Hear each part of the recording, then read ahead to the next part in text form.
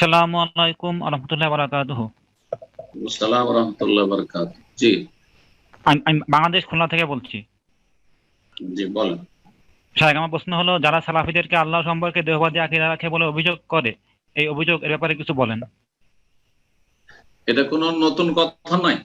ইবনে তাইমিয়া রাহিমাহুল্লাহর যুগ, তার আগেও, তার আগে ইমাম আহমদের যুগে রাহিমাহুল্লাহ জামিয়ান, জি জি, যুগে যুগে যখনই বেদাতপন্থীরা পৃথিবীতে এসব বেদাতি আকীদা পোষণ করেছে, তখন সালাফি ওলামা যারা কোরআন সুন্নাহর অনুসারী, সাহাবায়ে কেরামদের অনুসারী, আল্লাহর আসমা সিফাতের ক্ষেত্রে তাদেরকে মুজাসসিমা বলেছে, দেহবাদী বলেছে, মুশাব্বিহা বলেছে।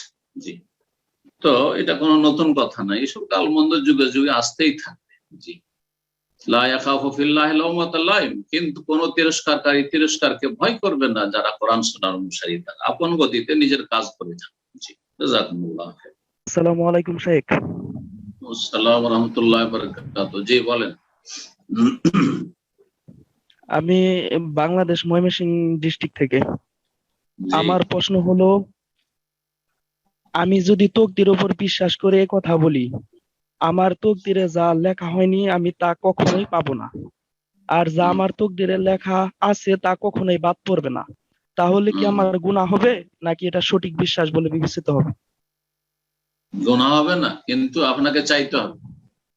তকদিরের উপর ছেড়ে দিয়ে কর্মহীন, তকদির মানে কর্মহীনতা নয়, তকদিরের প্রতি ঈমান মানে কর্মহীনতা নয়, অপারগতা নয়। বোঝা গেছে?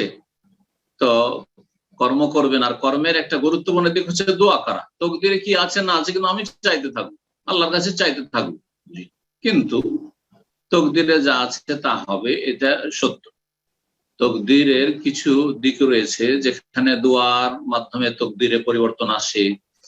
আত্মীয়দের সাথে সুসম্পর্ক রাখলে, বাপ মায়ের, তার আগে সবচেয়ে নিকট আত্মীয় বাপ মা, বাপ মায়ের সাথে সদাচরণ করলে, সিলাতুল আরহাম সুসম্পর্ক, বংশধরের সাথে সুসম্পর্ক রাখলে, আর তারপরে মানুষের উপকার করলে, সাদকা দান খায়রাত করলে বালা মুসিবত দূর হয়। তো না না হলে বালা মুসিবত আসতে পারে। তাহলে বোঝা যাচ্ছে যে কিছু কিছু বিষয় রয়েছে তকদিরে, যেগুলো ক্ষেত্রে শর্ত সাপেক্ষ। আপনি যদি নেক আমলগুলি করেন, তাহলে আপনার তকদির চমকে যাবে, আপনার নিয়ামত টিকবে, আর না হলে আপনার ক্ষতি হবে, হতে পারে। সুতরাং আপনি আপনার দোয়ার কর্ম করতে থাকবেন, ভালো কাজ করতে থাকবেন, সতর্ক চলাফেরা করতে, তকদিরে আছে যা তাই হবে। সুতরাং আমি রাস্তাঘাটে সতর্ক চলাফেরা করবো না, যেখানে সেখানে ঢুকে পড়বো ভিড় ভাড়, আর যেখানে সেখানে আমি ঝুঁকি নেবো, গাড়ির সামনে স্পিডে গাড়ি আসছে না, মোটেই না।